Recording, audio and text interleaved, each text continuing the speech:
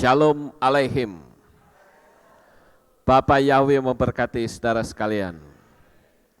Pada pagi ini saya akan mengajak saudara sekalian untuk bersama-sama merenungkan firman Tuhan. Dan firman Tuhan pada pagi ini saya akan memberikan satu judul, yaitu Tatanan Dunia Baru. Kalau kita mendengar kata tatanan dunia baru, kita pasti sudah tidak asing kalau yang mau belajar, saudara. Ada yang mengatakan bahwa tatanan dunia baru itu adalah yang dikenal juga dengan New Age Movement atau gerakan zaman baru. Dan tatanan dunia baru yang sekarang sedang terkenal di mana-mana, yaitu visi dan misi dari The Illuminati. Mungkin saudara sudah pernah melihat simbol-simbol yang seperti ini, ya. Saya tidak akan mengulangnya kembali karena saya sudah pernah sampaikan di tempat ini. Nah, tatanan dunia baru ini, saudara, di mana ada satu kerinduan dari satu kelompok yang dikenal dengan The Illuminati. Mereka berkata bahwa karena adanya agama di dunia ini, sehingga dunia ini kacau. Lihat saja, kekacauan di mana-mana, mesti yang menciptakan itu orang yang beragama.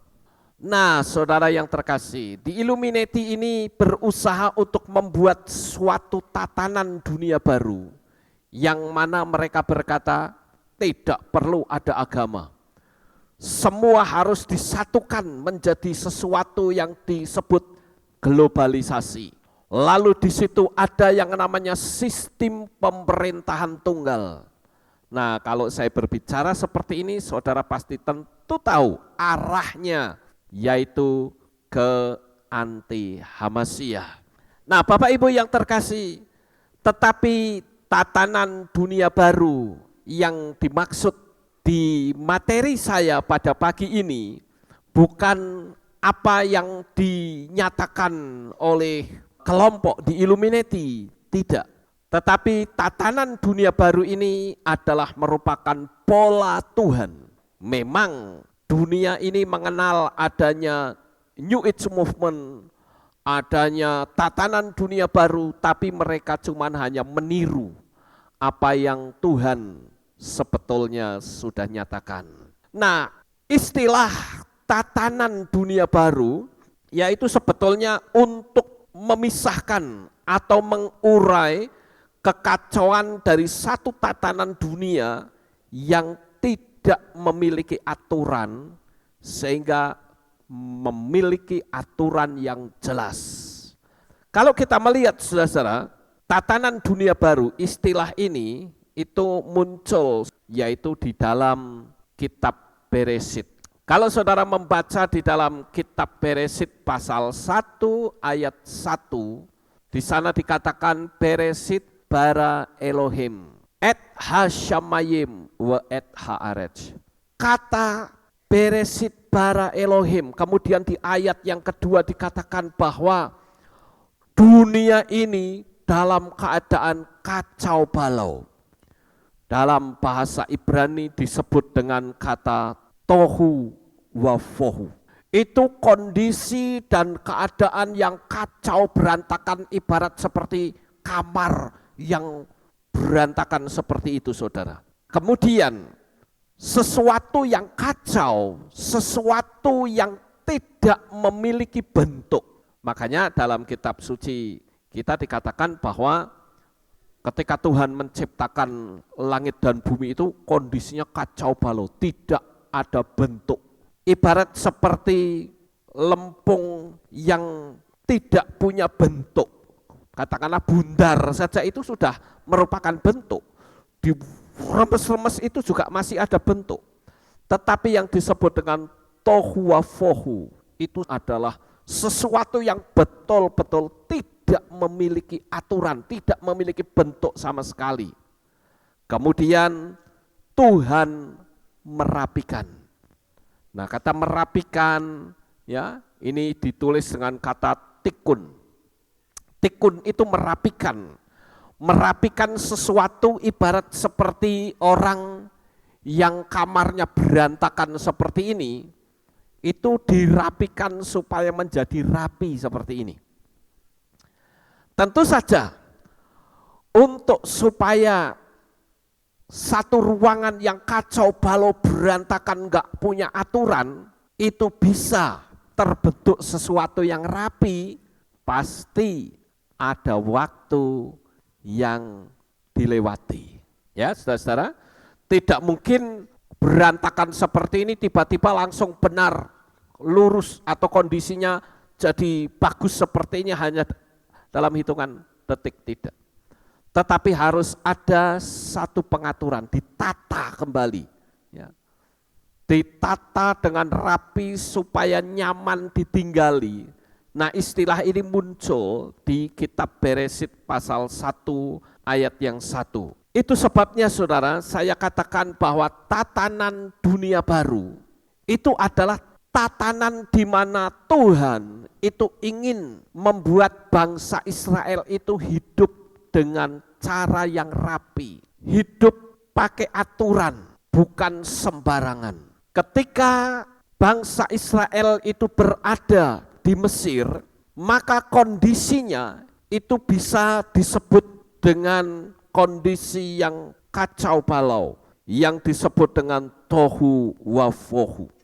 Keadaan kacau inilah Tuhan ingin membawa bangsa itu keluar, sehingga bangsa itu hidup dengan cara yang rapi, tidak mengalami penindasan. Disinilah Tuhan melalui Mose, dia bawa bangsa itu keluar untuk masuk dalam satu tatanan dunia yang rapi, tatanan dunia yang baru sama sekali. Di dalam kehidupan kita sebagai umat manusia, hidup kita dahulu itu adalah hidup yang bisa disebut dengan istilah tohu wafohu. Kehidupan yang kacau balau, kehidupan yang tanpa aturan. Sama seperti kondisi dan keadaan bangsa Israel ketika dia berada di Mesir. Dia ditindas, tidak ada aturan. Pagi, siang, sore, malam kerja dan terus kerja. Tidak ada yang menata dalam hidup mereka. Mereka ditindas. Apa yang mereka lakukan, apa yang mereka kerjakan, tidak bisa mereka nikmati. Di dalam kehidupan kita sebagai umat manusia, Tuhan itu ingin menata hidup kita, supaya hidup kita itu menjadi rapi, hidup yang penuh dengan berkat, hidup yang nyaman, hidup yang tentram, hidup yang penuh dengan damai sukacita. Cuman masalahnya orang kadangkala tidak mau ditata. Seperti ruangan yang amburadul yang tadi saudara lihat, nggak mau ditata. Itu sebabnya saudara, ketika mereka keluar dari Mesir, perjalanan dari Mesir menuju ke Kanaan, itu adalah cara Tuhan untuk mengubah kekacauan menuju tatanan dunia baru bersama dengan Tuhan. Mungkin kita akan bertanya, bagaimana mungkin Mesir disebut sebagai sesuatu yang berantakan kacau balau? Bukankah Mesir itu tertata dengan rapi? Betul. Secara fisik Mesir bisa disebut sebagai satu negara, satu kerajaan yang rapi tertata, tapi hanya secara fisik saja. Tetapi secara roh, kondisi keadaan di Mesir di mata Tuhan itu adalah serba kacau. Saudara bisa bayangkan bangsa Israel, mereka hidupnya tidak ada aturan menyembah Tuhan, tidak ada waktunya. Mereka bekerja juga tidak bisa dinikmati. Bukankah itu yang disebut dengan sebuah kekacauan? Untuk apa manusia hidup bekerja dari pagi, siang, sore, tetapi tidak bisa dinikmati hasilnya. Untuk apa manusia bekerja pagi, siang, sore? Dia sampai lupa akan penciptanya. Itulah keadaan bangsa Israel di Mesir. Hidup yang serba kacau. Hidup yang tidak punya aturan. Hidup hanya kerja, kerja dan terus kerja. Ditindas, ditindas dan terus ditindas. Berapa banyak di antara kita orang-orang yang katanya sudah percaya juga, kita masih terjebak di dalam kekacauan seperti itu. Orang kalau sudah bekerja lupa waktu. Orang kalau sudah bekerja tidak lagi ingat akan Tuhan. Tiap hari yang dilakukan hanya bekerja. Nyatanya problem dan masalah juga masih banyak. Bahkan orang yang disebut memiliki uang yang begitu banyak pun, dia masih tetap hidupnya belum memiliki kepuasan.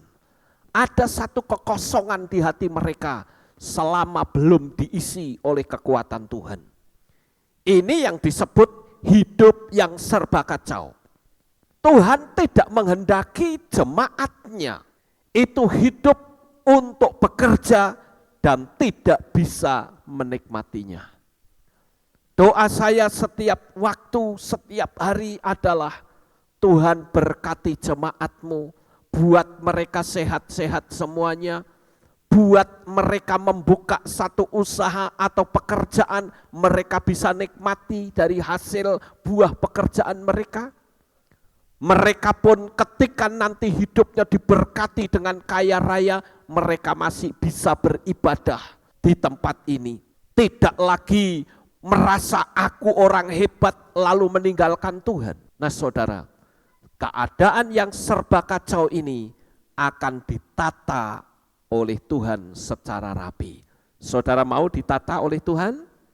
Di situ ada satu pertanyaan saudara, bagaimana mungkin Mesir yang rapi disebut kacau, sedangkan padang gurun yang tidak punya peradaban disebut tatanan dunia baru? Bukankah mereka yang tinggal di Mesir lalu dibawa mereka harus melewati padang gurun yang begitu luas?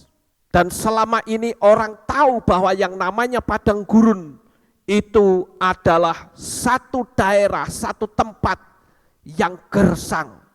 Satu tempat yang tidak punya peradaban sama sekali. Tetapi saudara, padang gurun adalah merupakan proses penyempurnaan. Mereka yang keluar dari padang gurun itu menerima Torah dari Tuhan. Karena di padang gurun itulah Torah Yahweh diberikan kepada Mose saat mereka berada di Gunung Sinai. Tuhan membuat sebuah pengajaran agar hidup mereka tertata dengan rapi. Dan mereka menerima Torah itu langsung dari sumbernya. Nah Bapak Ibu yang terkasih, saya sebagai pelayan Tuhan di tempat ini untuk melayani pekerjaan Tuhan, saya punya satu kerinduan. Agar supaya hidup saudara adalah hidup yang betul-betul diberkati oleh Bapak Yahweh, yang betul-betul hidup saudara bisa nyaman. Jadi saya bawa saudara, saya giring saudara untuk mengerti kebenaran sesuai dengan sumber aslinya saudara. Kemarin saya berjumpa dengan seorang teman, ya. Teman ini masih beragama lain, tetapi dia sudah mengakui Bapak Yahweh dan Yeshua. Kalau saya ajak berdoa, dia pun berdoanya dengan Bapak Yahweh dan Yeshua. Semalam dia datang, saya memberikan banyak sekali penerangan kepadanya. Bahwa kita, saya ingatkan terus, setiap ketemu saya ingatkan, saya kasih tahu bahwa di dalam kehidupan iman kita, itu bukan sumbernya dari negara lain. Sumber iman kita harus kembali ke Israel. Karena iman kita, kitab suci kita, itu berbicara banyak hal. Dan itu tidak ada di negara lain, hanya di Israel. Jadi kita harus kembali ke akar sumber. Kalau tidak, pasti akan salah. Saya kasih sebuah pancingan, saudara. Saya katakan, saudara tahu tidak, bahwa sebetulnya dunia Kristen itu adalah dunia yang carut-marut, yang tidak cocok dengan kebenaran firman Tuhan. Mau tahu buktinya? Coba saya tanya, Yesua itu mati hari apa? Saya bilang begitu. Dia katakan hari Jumat. Oke, mantap, mantap. Bangkitnya kapan? Bangkitnya hari Minggu pagi. Saya bilang salah. Minggu pagi itu tidak disebut kitab suci bangkit, tidak. Tapi konangan bangkitnya itu pagi. Jadi bisa enggak kalau Yesua itu bangkit jam 9 malam misalnya, atau jam 7 malam hari Sabtu, bisa enggak kira-kira? Bisa saja, karena pergantian waktu bukan jam 12 malam, tapi jam 6 sore. Coba hitung sekarang. Sudah 3 hari 3 malam atau belum? Dia berkata, iya ya benar ya. Kenapa kok dipercaya? Lalu saya kasih gambaran, kenapa mereka mempercayai sebuah kebohongan yang diciptakan oleh gereja yang bernuansa Yunani. Karena mereka tidak menangkap dengan pola pandang orang Yahudi.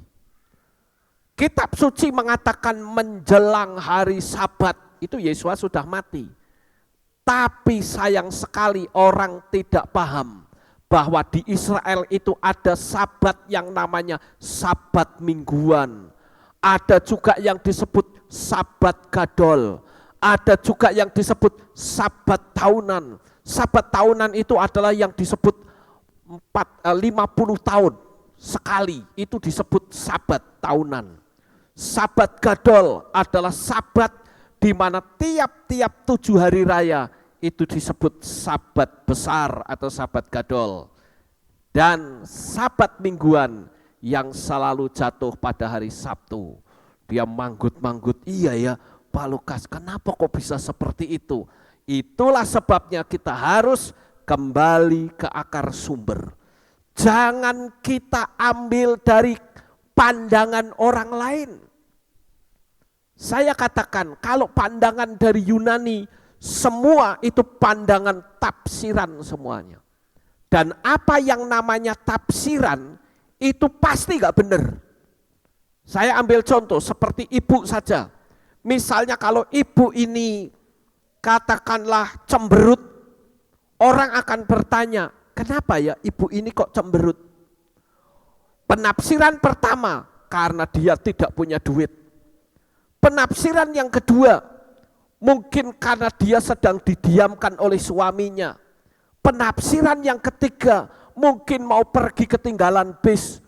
Penafsiran yang keempat, kelima, keenam, tafsir semua.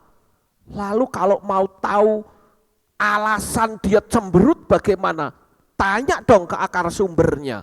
Tanya langsung pada orangnya, kamu cemberut kok kenapa? Nah, jawaban itu adalah jawaban yang valid. Jadi dengan demikian saudara, kalau kita mau hidup dalam kebenaran firman, jangan memakai pola Yunani, tafsir, nggak akan cocok saudara. Tanya langsung kepada akar sumbernya, yaitu kitab suci yang berbahasa Ibrani, mesti tepat saudara. Dan kalau saya menerangkan kepada saudara, ada teks Ibrani yang saya masukkan, itu bukan karena saya mau sok-sokan bahasa Ibrani, tidak. Karena saya juga masih belajar. Tetapi saya ingin menerangkan yang konkret sesuai dengan teks asli, maksud kebenaran firman Tuhan itu seperti apa. Saudara ngerti apa yang saya sampaikan ini? Jadi kalau saya menerangkan dengan banyak kata-kata Ibrani, itu karena saya ingin penerangan saya itu benar-benar cocok dengan aslinya. Bukan mau sok-sokan, tidak saudara. Makanya kalau penerangan itu berasal dari Ibrani, pasti akan berbeda. Tidak seperti pada umumnya. Oke, kita kembali lagi ke firman Tuhan saudara. Bahwa padang gurun itu adalah proses penyempurnaan. Mereka yang keluar dari padang gurun menerima Torah langsung dari sumbernya. Padang gurun itu adalah tempat pembelajaran, tempat penggodokan. Saya ambil satu contoh, sebelum Yesua bertugas sebagai Mesias, dia harus berpuasa terlebih dahulu. Di mana? Di padang gurun. Kita lihat contoh yang lain. Pak, yang kalau saya katakan padang gurun itu adalah sesuatu yang tidak nyaman. Padang gurun adalah sesuatu yang menyakitkan. Tetapi ketahuilah saudara, sesuatu yang menyakitkan itu kalau kita bersama dengan Tuhan pasti aman. Amin. Raja Daud berkata bahwa sekalipun aku berjalan dalam lembah kekelaman. Saudara tahu lembah kekelaman di dalam bahasa Inggris ditulis the valley of death, ya. Lembah kematian, the valley of the shadow of death, atau lembah bayang-bayang kematian. Itu sebetulnya satu lembah, tempat di mana pasukan musuh akan menjebak masuk ke situ. Setelah orang terjebak di situ, musuh akan dengan mudah memanah orang itu dari atas atau melempari batu. Dan tidak pernah ada orang yang bisa keluar dari situ. Tetapi Raja Daud bisa keluar dari situ karena dia bersama dengan Tuhan. Makanya di dalam kitab Tehillim dikatakan, gadamu dan tongkatmu itulah yang menghibur aku. Jadi kalau hari ini saudara sedang menghadapi sesuatu yang tidak nyaman dalam hidup saudara, jangan berontak saudara. Apakah mungkin ekonomi saudara sedang berada di padang gurun? Jangan berontak. Izinkan Tuhan untuk membuat saudara hidup semakin tertata rapi. Dan saya percaya keluar dari situ saudara akan selalu tampil sebagai pemenang. Dan contoh yang lain saudara, kadangkala Tuhan itu kalau berfirman memakai nabi itu kadang unik saudara. Contohnya siapa? Hosea. Tuhan itu pernah sakit hati dengan manusia, khususnya bangsa Israel. Karena bangsa Israel itu berjinah terus dalam kehidupannya, menyembah dewa-dewa. Dan hati Tuhan itu sakitnya luar biasa. Untuk mengekspresikan sakit hatinya Tuhan, dia suruh Nabi Hosea untuk kawin dengan seorang perempuan yang bernama Gomer. Dan saudara tahu siapa perempuan Gomer? Perempuan Gomer ini tidak lain adalah seorang pelacur. Aneh ya, Tuhan itu punya pola unik sekali saudara. Tuhan bilang sama Nabi Hosea, dia katakan kawini perempuan Gomer itu. Dan kalau dia kawin dengan pelacur, ya dasar pelacur, dia bisa dengan pria-pria yang lain begitu banyak, sehingga melahirkan banyak anak. Hosea sakit hati dengan istrinya yang begitu hebat. Dan Tuhan katakan itulah sakit hatiku terhadap umatku Israel. Nah itu cara Tuhan saudara. Jadi ketika Tuhan itu marah, ya, dia bernubuat bahwa dia akan memimpin perempuan pelacur itu atau Israel ke padang gurun. Untuk apa? Bukan membuang, tetapi untuk membujuk agar kembali kepadanya. Kadangkala ketika kita keluar dari jalur kebenaran firman Tuhan, Tuhan izinkan kita masuk ke satu masa yang saya sebut masa padang gurun saudara. Dan saya katakan jangan kita berontak.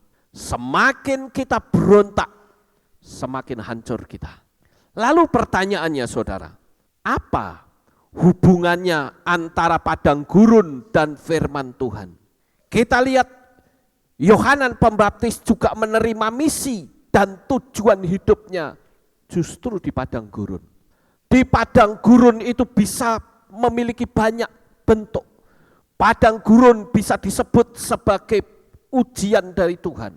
Padang gurun juga bisa disebut sebagai penghukuman dari Tuhan. Tetapi padang gurun juga bisa disebut sebagai pembelajaran dari Tuhan. Cuman yang jelas, semua orang yang sudah keluar dari padang gurun selalu akan menghasilkan sesuatu yang luar biasa, saudara. Jadi hari ini, ketika dalam hidupmu, saudara masih merasakan aku seolah-olah berada di padang gurun, jangan kita berontak lari dari Tuhan. Kebanyakan orang di padang gurun itu tidak kuat, saudara. Kenapa? Karena padang gurun itu satu tempat yang sunyi. Padang gurun adalah tempat yang sunyi. Nah, tempat yang sunyi itu di dalam teks bahasa Aramaik, kalau diterjemahkan ke dalam bahasa Inggris, itu disebut dengan wilderness. Wilderness itu bukan saja diterjemahkan dari kata sunyi, tetapi juga padang gurun. Jadi kalau di dalam teks kitab suci ada kata sunyi, itu sama dengan padang gurun dalam terjemahan aslinya. Lalu pertanyaannya, ada apa dengan wilderness dan ada apa dengan firman Tuhan yang ada di sana? Apa sebetulnya istilah wilderness itu? Wilderness adalah dalam bahasa Ibrani disebut midbar. Makanya ada kitab Bemidbar. Pola Yunani berkata, oh kitab bilangan itu adalah berbicara tentang bilangan. Oh salah. Bemidbar itu diambil dari kata Bemidbar itu sendiri berarti lingkaran. Bemidbar itu artinya di padang gurun. Jadi kisah di kitab bilangan itu banyak menceritakan peristiwa di padang gurun, saudara. Karena Bemidbar itu akar katanya adalah dafar. Nah, kata dafar itu punya akar induk, yaitu dalet dan res, yang dibaca dar, yang artinya lingkaran. Nah, lingkaran menurut orang Yahudi itu menjadi satu simbol dari tatanan dunia baru. Jadi ketika seseorang itu harus masuk ke padang gurun, itu berarti menjadi satu bentukan, satu proses dari Tuhan. Ya, saudara. Di benak orang Yahudi atau orang Ibrani, bahkan di benak Tuhan juga, padang gurun itu diasosiasikan dengan pewahyuan. Di mana ada firman, di situ ada tatanan kehidupan yang tertib. Saudara bisa bayangkan, Yesua itu adalah Yahweh sendiri loh, yang jadi manusia. Tetapi sebelum dia masuk dalam misi besarnya menyelamatkan manusia, dia harus masuk ke padang gurun terlebih dahulu. Dia berpuasa selama 40 hari 40 malam. Dan ketika Tuhan membawa bangsa Israel itu keluar dari Mesir, Tuhan itu sebetulnya sedang membawa bangsa Israel keluar dari kebisingan kota besar, keluar dari kekacauan alam roh, dan masuk dalam satu tatanan dunia baru, karena disitulah Torah diberikan. Makanya bangsa-bangsa lain yang berusaha untuk ikut berjalan bersama dengan bangsa Israel, mereka enggak tahan, saudara. Mereka bersungut-sungut. Sebetulnya kalau saudara melihat bangsa Israel, mereka it's fine, biasa-biasa saja. Kenapa? Karena dia sudah terbiasa hidup sebagai budak. Sekitar 350-an tahun, saudara. Mereka jadi budak. Jadi kalau di padang gurun, wah sudah biasa. Tetapi yang bikin bangsa Israel ikut bersungut-sungut adalah pengaruh dari bangsa lain yang ikut keluar. Nah, ini sangat mengerikan sekali, saudara. Jadi Mesir itu adalah suatu tatanan dunia yang dibuat oleh manusia. Budaya dan pengajaran yang dibuat oleh manusia dengan dewa-dewanya. Nah, bagi standar sorga, ini adalah chaos atau kekacauan. Coba saja saudara melihat di dalam kehidupan kekristenan sendiri, banyak sekali kekacauan. Satu ayat ditafsir ke sana kemari, Lalu penafsir-penafsir ini saling membenarkan diri, saling menyalahkan orang lain. Karena apa? Karena dia merasa ini nampaknya benar. Padahal itu sebuah tafsiran semua. Seperti yang tadi saya katakan, orang ngotot seperti apa kalau dia tidak masuk ke akar sumber. Bukan sebuah kebenaran.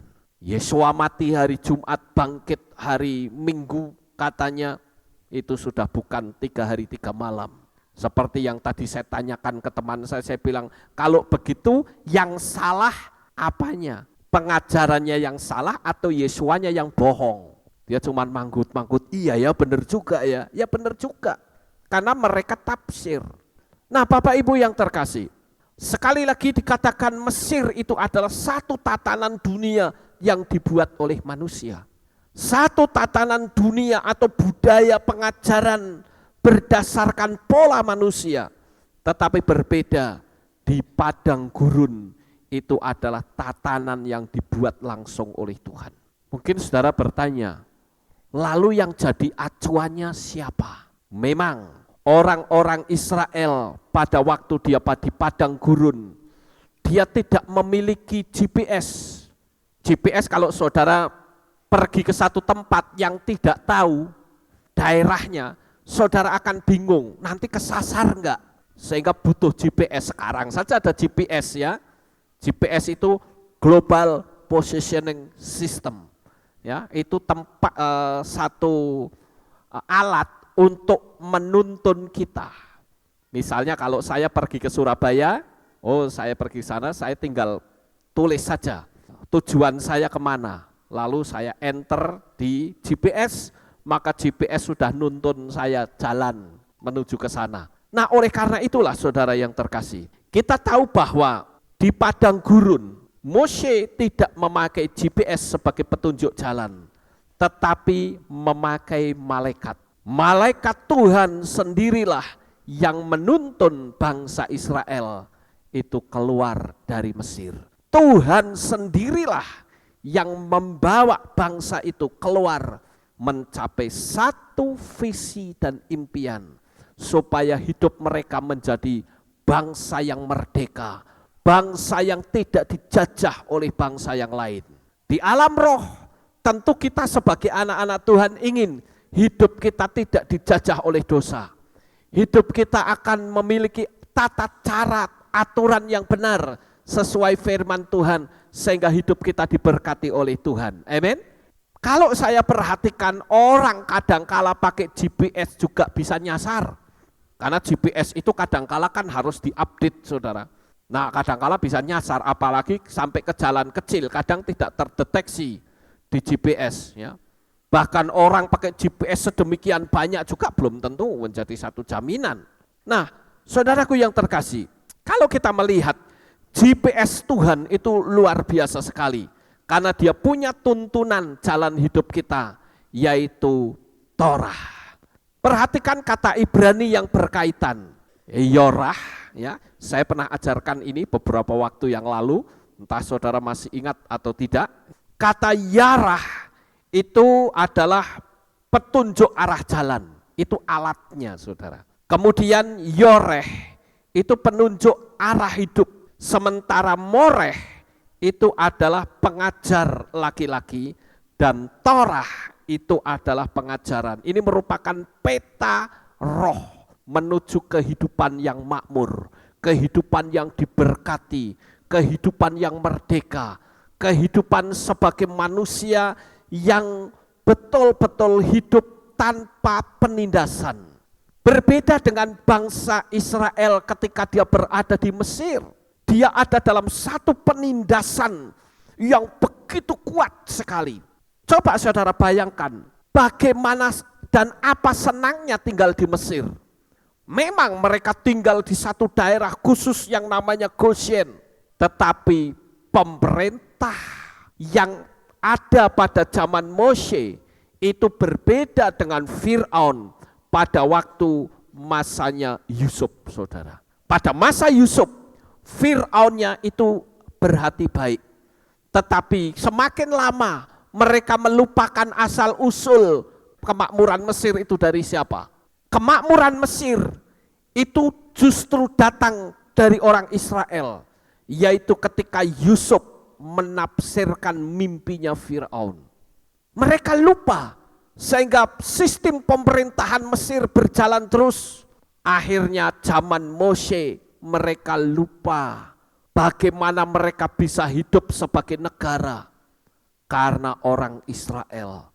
Tetapi justru orang Israel mengalami penindasan yang hebat.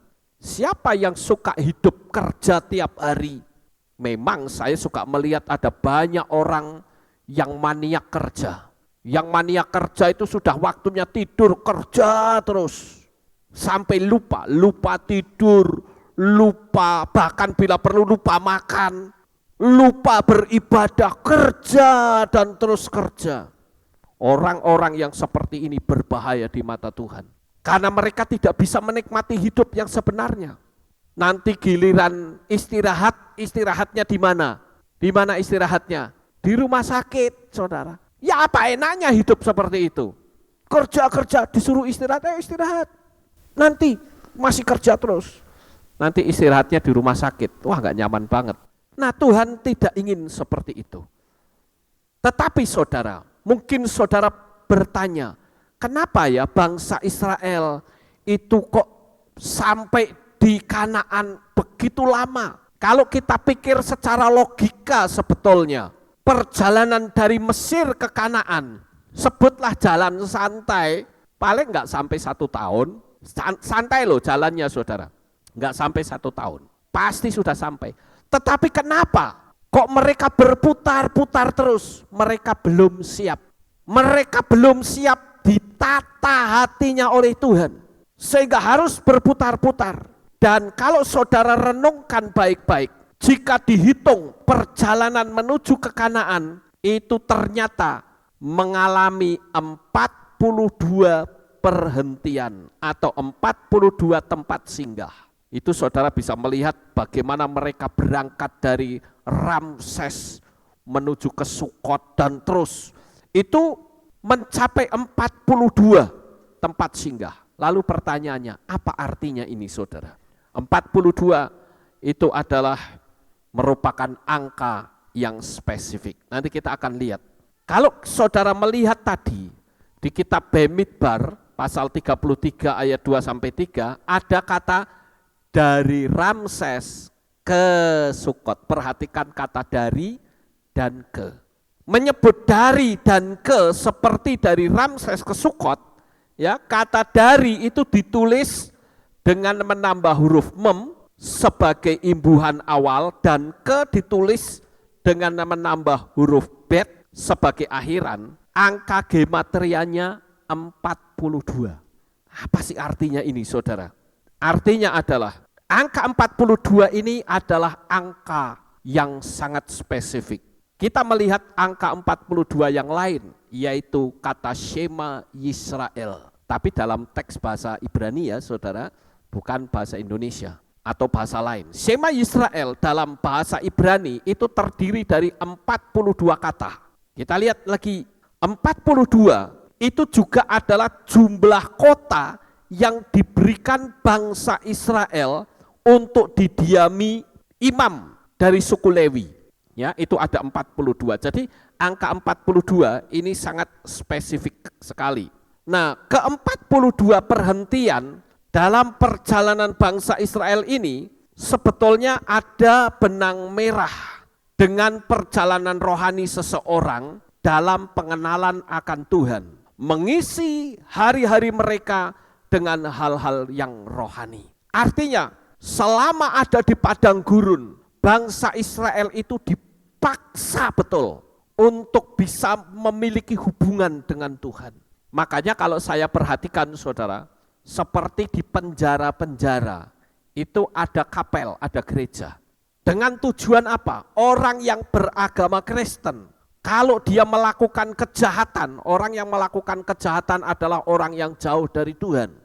Apakah itu perampokan atau pembunuhan. Dan ketika dia masuk penjara, maka orang itu akan dipaksa setiap minggu harus datang beribadah di situ. Agar supaya mentalitasnya dibina. Jadi Kalau kita melihat angka 42 atau ke-42 perhentian dalam perjalanan bangsa Israel ini, ada paralelnya, ada benang merah dalam perjalanan hidup rohani seseorang untuk kita bisa mengenal akan Tuhan dan mengisi hari-hari mereka dengan hal-hal yang rohani. Perjalanan bangsa Israel ini ada yang 1 bulan, ada yang sampai 19 tahun. Itu tergantung tiang awan itu yang memimpin. Coba sekarang bayangkan saudara menjadi bagian dari orang Israel yang tinggal di sini, saudara. Saya kadang-kala merenung ya, orang Israel ini benar-benar tegar tengkuk luar biasa. Sebetulnya mereka ini kan tiap hari melihat kedahsyatan Tuhan. Betul nggak saudara? Kalau saya membayangkan seperti ini saja, kalau malam hari ini jadi listriknya saudara. Padang gurun itu dinginnya luar biasa. Tetapi adanya tiang api, suasana menjadi hangat dengan api. Tidak ada generator pada masa itu. PLN juga nggak ada. Mereka ada di tempat yang gelap gulita dan dingin. Tetapi malam hari ada cahaya Tuhan. Sementara kalau siang hari ketika matahari sudah mulai muncul, maka cahaya ini mulai meredup dan membentuk asap yang semakin lama semakin tebal. Dan ketika siang hari, asap itu tiba-tiba membumbung tinggi dan melebar seperti payung yang memayungi bangsa Israel. Kenapa sih kok mereka masih tegar tengkuk saudara? Tiap hari loh mereka melihat mujizat Tuhan. Mereka masih tegar tengkuk. Kadang-kala banyak sekali mungkin kita mengatakan orang Israel luar biasa hebatnya, keras hatinya. Tapi kalau saya renungkan, orang-orang Kristen juga modelnya begitu saudara. Disuruh datang kepada Tuhan, sulitnya minta ampun. Bahkan ada yang beralasan, saya gak punya pakaian, saya gak punya sepatu, gak mau datang. Saya katakan kalau saudara gak punya pakaian, lah yang saudara pakai apa? Saya cuman punyanya kaos, ya pakai kaos. Kalau memang punyanya kaos, jangan punya banyak tapi cuman pakai kaos. Itu lain saudara. Jadi kita sebagai anak-anak Tuhan mesti ngerti. Gak punya sepatu, ngodok bila perlu. Biarkan kita getarkan hati Tuhan. Kalau lihat orang di sini ke gereja ngodok, ayo tergerak enggak? Tuhan gerakkan enggak hatinya untuk memberi dia sepatu? Jadi kita sebagai anak Tuhan itu, ayo kita jalani hidup ini sesuai dengan, jangan banyak alasan saudara. Aku enggak punya apa-apa, enggak punya apa-apa. Paling tidak saya katakan nafas hidup saudara masih punya. Kenapa masih tegar tengkuk? Enggak mau datang kepada Tuhan saudara.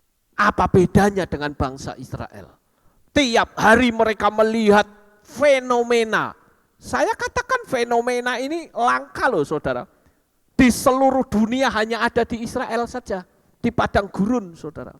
Mungkin saudara berkata, oh itu di daerah Sukaman di sana ada apa namanya tiang api dari gas bumi saudara. Saya katakan dia tetap menyala. Pagi juga menyalanya seperti itu. Tidak pernah berubah jadi tiang awan. Tetapi bangsa Israel, dia ada dinaungi oleh tiang awan. Saudara bisa bayangkan, pada waktu saudara berkemah di sini, saya ajak saudara jadi orang Israel semua sedang kemah di sini. Saudara melakukan rutinitas setiap hari. Tiba-tiba ada anak yang melihat, tiang awannya bergerak. Dia mulai teriak, tiang awannya bergerak. Langsung bangsa Israel berteriak, haleluya. Mereka berteriak sukacita. Ayo dikemasi, tendanya dicopotin semua saudara. Kukut, ikuti arah awan itu. Awannya bergerak ke sana, ikut rame-rame jalan. Lalu awan itu berhenti. Begitu berhenti, pasang lagi tendanya. Ayo dipatok lagi, pasang lagi tendanya. Membentuk formasi yang sama seperti ini. Ditunggu 1 bulan, 2 bulan, kok enggak gerak-gerak ya? 3 bulan, 5 bulan, baru 1 tahun gerak lagi, jalan lagi, mereka teriak lagi, Tuhan memimpin seperti itu. Sampai 42 perhentian. Luar biasa sekali saudara-saudara. Tetapi pernah terjadi bukan 1 bulan, bukan 1 tahun, tetapi 19 tahun lamanya bangsa Israel tidak bergerak. Nah biasanya kalau orang tidak bergerak selama 19 tahun, apa yang terjadi? Jenuh, betul gak saudara? Jenuh. Nah Israel akan diam tanpa gerak sampai tiang awan itu bergerak. Nah posisi diam dengan rutinitas yang sangat menyiksa, seolah-olah tidak ada terobosan baru, itu sangat membosankan. Coba sekali waktu, saudara dalam perjalanan hidup ini, rutinitas seperti itu terus. Nanti kan suara hati saudara akan mulai ngomong, di mana ya Tuhan itu? Tuhan tahu aku apa enggak sih? Lalu di situ suara-suara lain mulai berbicara. Wah, jangan-jangan kamu sudah ditinggalkan dia kali. Tuhan sudah tidak peduli lagi sama kamu. Sehingga muncullah satu ungkapan karena saking bosannya, Tuhan, kamu gagal dalam menolong aku. Gagal kamu nolongin aku. Nah, banyak orang akan terjebak di sini, saudara. Seolah Tuhan itu tutup mata bagi kita. Lalu kita berontak, kita mengeluh, bahkan kita mencurigai Tuhan. Jika seseorang itu tidak punya keseimbangan roh, kita akan bergerak sendiri. Dan orang yang berani bergerak sendiri, itu adalah malapetaka untuk orang itu. Saya hanya memberikan satu pesan untuk saudara. Ketika saudara ada dalam rutinitas seolah-olah tidak ada kegiatan dan gerakan terobosan-terobosan baru, jangan pernah kita coba untuk melangkah bikin terobosan sendiri. Selama belum ada tarikan-tarikan Tuhan, bahaya untuk kita saudara. Akhirnya apa? Kita bergerak bukan mengikuti tiang awan dan api, tetapi kita bergerak menurut naluri kita, menurut keinginan kita, dan itu bahaya untuk kita. Saya ingin agar jemaat yang penting, ini kunci rahasianya yang penting adalah, aku akan tetap berpegang kepada Tuhan yang bernama Yahweh di dalam Yeshua HaMashiach. Masalah saya ada dalam rutinitas, saya tidak urusan. Anggap saya sedang masuk dalam suatu proses. Yang namanya proses, itu pasti akan memakan waktu saudara. Saya ambil contoh misalnya, saudara bikin roti. Kalau bikin roti, itu juga pasti ada proses. Pertanyaannya adalah, ini kan begini ya, bikin roti kan ada gula, ada telur, kemudian dikopiok, kemudian setelah itu dikasih gandum ya, diproses terus saudara. Tapi ketika sedang dalam proses, anak saudara mungkin panggil-panggil, "Ma, ayo dong cepetan, aku sudah pingin roti nih." Mamanya bilang, "Nanti nak, nanti." Anak itu semakin berontak, semakin lapar nih perutnya. Terus orang tuanya berkata, "Ya sudahlah, nih makan tuh." Kira-kira orang tua itu baik enggak saudara? Masih dalam keadaan seperti ini karena anaknya gumbreng terus, panganan kono kowe karepmu. Ayo, jadi apa kira-kira saudara? Paling-paling bukan roti enak yang dia makan, belepotan, malah sakit lagi saudara. Tuhan itu punya cara memproses kita.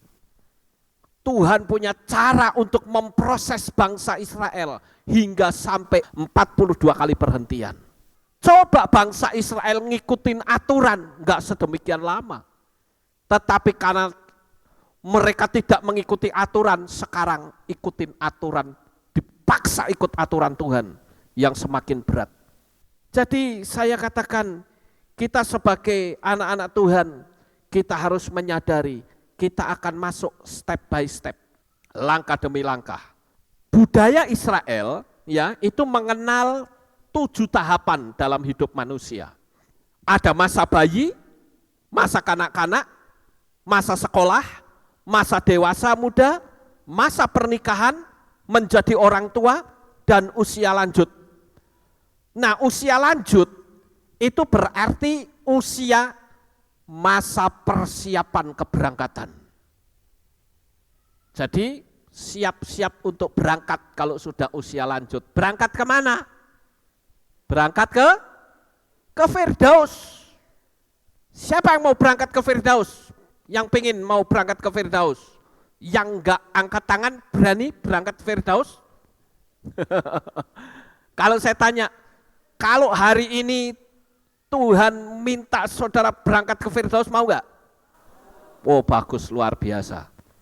Ada jemaat saya pernah dengar saudara, kalau orang khotbah bicara tentang kematian, kadangkala siapa yang mau berangkat duluan? Diam semua. Wah, orang nggak ngerti pengajaran. Kalau dia ngerti pengajaran, mau berangkat sekarang mau? Mau. Detik ini juga saya mau. Kenapa? Lawang meh dikasih hidup enak kok enggak mau, lah bodoh saudara. Iya toh? Itu 7 tahapan saudara. Jadi tahapan yang ketujuh adalah tahap persiapan berangkat menuju satu tatanan dunia baru yang penuh dengan sukacita. Amin. Nah saudara, itu ibarat seperti perjalanan lewat 7 tahap ini saudara. 42 kali perhentian memberi gejala yang sama. Coba saudara perhatikan. Kalau saudara perhatikan di dalam kitab suci ya, maka setiap 7 keberangkatan mengalami masa yang baru yang jauh berbeda dengan sebelumnya. Saya ambil satu contoh. Ya, ini bicara tentang timing, waktu saudara. Keberangkatan pertama itu dari mana? Dari Ramses. Lalu berhentinya yang keenam adalah Elim. Nah sampai di Elim, roti mana belum turun. Mereka masih bergantung pada usaha sendiri dari Mesir. Paham nggak saudara? Jadi ketika mereka keluar dari Mesir, Tuhan, firman Tuhan ajarkan atau memberitahu kepada kita bahwa bangsa Israel itu waktu keluar dari Mesir, mereka bawa apa? Bawa barang-barang. Mereka istilahnya apa? Menjarai orang Mesir, saudara. Dia bawa bekal dari kekuatannya sendiri. Sampai perhentian keenam di Elim, roti mana belum turun, saudara. Tetapi pada perhentian ketujuh, mereka mulai bersungut-sungut karena kelaparan. Tuhan itu mulai memberi mana, memberi roti surgawi. Tiap hari mereka tinggal ambil. Saudara tahu maksudnya apa ini? Ini adalah ketika mereka berangkat dari perhentian pertama sampai ke-7, itu seolah-olah mereka sedang ada dalam satu periode. Lalu yang ke-8 itu menuju ke Dovka, mereka memasuki sebuah masa yang baru, yaitu masa di mana Tuhan menyediakan makanan bagi mereka secara supranatural. Artinya apa saudara? Artinya adalah masa keberangkatan 1 sampai 7 itu merupakan masa di mana semua berkat makanan dari Mesir itu sedang dipreteli atau dilucuti oleh Tuhan. Nah ini adalah yang disebut dalam tanda petik kawah candra di muka, pemurnian dari Tuhan. Jadi ketika saudara, pernah ada orang yang bersaksi sama saya begini saudara, saya itu dulu, ya biasa kalau bersaksi kan yang diunggulkan dulunya, ya toh, saya itu dulu orang yang hebat, kekayaan saya luar biasa sekali, saya bahkan dulu menjadi seorang pengusaha, saya seorang yang luar biasa, tapi kenapa ya ketika percaya kepada Tuhan, kok kekayaan saya bukan semakin bertambah besar, semakin habis. Sebetulnya di situ Tuhan sedang mempreteli orang itu kekayaannya. Supaya apa? Supaya dia tidak mengunggulkan kemampuan dulunya itu loh. Coba kalau saudara lihat kesaksian-kesaksian di televisi atau di YouTube ya, orang-orang yang dari perdukunan atau dari apa yang pokoknya dulu hebat, mesti ketika percaya kepada Tuhan semakin habis. Itu sebetulnya Tuhan sedang mempreteli mereka. Untuk apa mereka preteli? Agar manusia itu tidak lagi mengandalkan aku dulu, tetapi Tuhan habiskan di situ sampai masuk kepada perjalanan ke-8. Itu murni berkat dari Tuhan, saudara. Orang tidak lagi bisa berkata dulu. Coba saudara perhatikan, orang yang berkata dulu, pasti kehidupannya akan makin turun. Tapi orang yang mulai mengandalkan Tuhan dan berkata, semua yang aku miliki hanya anugerah daripadamu, akan terus semakin naik. Perhatikan aja, kasusnya pasti begitu, saudara. Ketika bangsa Israel perjalanan pertama, kedua, ketiga, keempat, mereka masih tenang-tenang saja, bekal dari Mesir masih ada. Tetapi begitu masuk ke-7, mereka mulai jerit, mereka mulai berteriak, mereka mulai tidak nyaman, mereka mulai merasa semua perbekalan habis.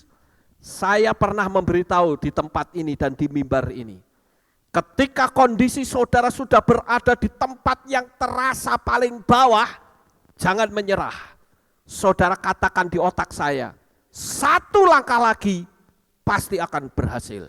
Jadi ketika saudara merasa, aduh Tuhan aku gak kuat, ekonomiku sudah habis-habisan, saudara harus katakan, hai jiwaku, jangan menyerah, satu langkah lagi, pasti gol, saudara. Kadangkala kita berontak sih, menyerah, saudara. Lalu kita cari jalan sendiri. Oh itu bahaya banget, malah petaka buat orang itu. Jadi berani nggak kita berkata, sekalipun perutku lapar, aku akan tunggu Tuhan bergerak. Kalau aku harus mati, biarlah aku mati. Oh itu saya pernah alami loh, saudara. Pada waktu saya mulai full time di Comal, wah berat sekali. Saya bukan pendeta. Paling saya dapat duit persembahan kalau saya diundang. Itu pun belum tentu sebulan sekali saya diundang. Dan persembahannya paling cuma 2.000, saudara. Bayangkan dalam kondisi yang kering, saya berkata kepada istri saya, logika saya muncul, bikin usaha tahu. Bikin tahu, gagal. Saya bikin usaha belekicotnya malah pada bubar kemana-mana. Gagal juga, saudara. Saya bikin usaha yang ketiga, usaha jualan bubur. Ya, istri saya tak suruh jualan bubur. Malah rugi, saudara. Aduh, saya bilang. Akhirnya saya mengambil sikap, udahlah, saya tak nekat, wis full time saja. Apalagi ketika saya jualan bikin usaha tahu, ya, kadangkala tahunya tidak laku, saudara. Bukan karena nggak enak tahunya, tetapi karena tahunya itu kualitas tinggi, jadi harganya lebih mahal Rp1. Itu pun nggak mau loh orang beli, saudara. Sekalipun Rp1, ya. Oh saya sudah dipasok dari tempat lain katanya, wah ngeluh saya. Akhirnya apa? Tahunya nggak laku. Saya suruhan istri saya diiris-iris tahunya. Kemudian apa? Tahunya itu dijual pakai tenggok. Istri saya keliling Comal, tahu. Saya berpikir orang beli tahu ini bukan karena pingin tahu, karena kasihan kali ya. Beli tahu, saudara. Tapi masa orang tiap hari dijejeli tahu terus. Ayo bosen, saudara. Akhirnya apa? Enggak laku. Dia bilang, ini mau kapan sampai gini? Ya saya bilang, udahlah.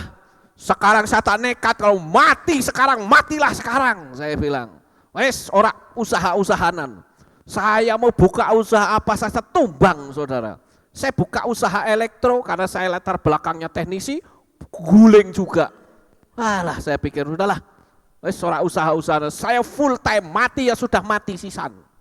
Tapi ternyata orang yang nekat sampai sekarang nggak mati-mati, saudara. Kalau orang berani nekat untuk Tuhan, saya percaya Tuhan itu tidak kurang panjang tangannya untuk tolong kita. Jadi jangan berontak, jangan menyerah kalah. Ya. Ingat, ketika kita sedang dalam proses, kita ibarat masuk ke candera di muka. Saudara tentu kalau bicara candera di muka, saudara ingat apa ini, tokoh siapa ini namanya? Gatotkaca, saudara. Ya, Gatotkaca. Saya coba lihat, Gatotkaca itu pernah masuk ke kawah candera di muka. Katanya, saudara, dalam cerita perwayangan, ya, kawah candera di muka itu dulu ya, jabang bayinya Tutuka, itu anaknya Bima, pernah digembleng oleh Batara Empu Anggajali. Sehingga bayi itu tampil sebagai kesatria perkasa, kemudian lebih dikenal dengan nama Gatotkaca. Kesaktian yang dimiliki Gatotkaca itu berkat gemblengan di kawah candera di muka, menyebabkan anak Bima itu sanggup mengalahkan musuh para dewa. Bayangkan, dewa saja dilawan loh saudara. Jadi artinya kalau saudara melewati penderitaan, wah saudara pasti tegar. Dulu waktu saya ke Israel, ya, saya akan selalu ingat, teman-teman saya kan pendeta semua dulu waktu pertama tahun 96 saya ke sana. Saya makan enak saja saudara. Itu teman-teman saya, ya saya pendeta-pendeta ya bilang, Pak Lukas ini kok, orang bilang kok geragas banget ya. Makanan Israel tuh nggak enak, udah kecut, ya maklum masaknya kan pakai minyak zaitun, ya saya bilang minyak zaitun tuh minyak gue kerokan, ya makanan nggak enak kok, makannya enak saja seperti itu. Saya yakin Pak Lukas pasti akan dibawa Tuhan dalam penderitaan. Saya jawab, salah Pak. Saya sudah lewat penderitaan, makanya saya mampu makan model seperti ini. Ya, lo dulu saudara tahu waktu saya ada di gereja lama, Elis anak saya itu makan tiap hari cuman apa? Nasi sama gula tok loh saudara. Komplain? Tidak. Malah saya marahi anak pastori dulu makannya maunya ayam lulu. Saya bilang coba lihat Elis, makan tiap hari nasi sama gula. Ya. Enggak komplain, enggak kurus, sekarang malah saudara. Ya toh. Jadi kita enggak usah pusing saudara. Yang penting bersama dengan Tuhan kita pasti aman. Amen. Ya, jangan kita berontak saudara. Lalu pertanyaannya adalah bagaimana? Masih suka mengeluh? Masih suka berontak? Dan menganggap Tuhan itu tidak mampu menolong, atau berdiam diri agar saudara masuk ke Dovka. Di Dovka itulah membuat satu tatanan dunia baru yang berbeda sama sekali. Sampai akhirnya mereka sampai di Kanaan. Mereka bisa rasakan bagaimana bercocok tanam. Luar biasa saudara. Ini adalah cara Tuhan untuk mendidik kita. Hari ini, ketika engkau sedang ada dalam langkah ke-1, ke-2, ke-3, saya hanya punya pesan, tetap tegar di dalam Tuhan. Disitulah mujizat Tuhan sedang siapkan di depan saudara. Sukses besar untuk saudara, Bapak Yahweh memberkati. Haleluya. Kita tunduk kepala, tim musik naik ke atas.